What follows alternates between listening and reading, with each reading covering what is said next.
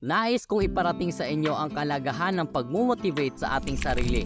Ang bawat isa sa atin ay may kakayahan na baguhin ang takbo ng kanyang buhay sa pamamagitan ng positibong pag-iisip at determinasyon.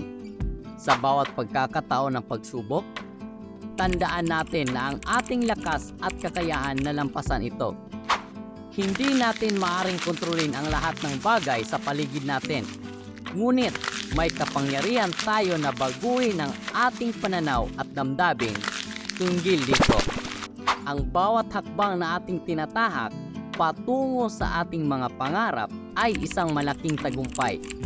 At bawat pagkakamali ay isang pagkakataon na tayo'y matuto at bumangon ng mas matatag.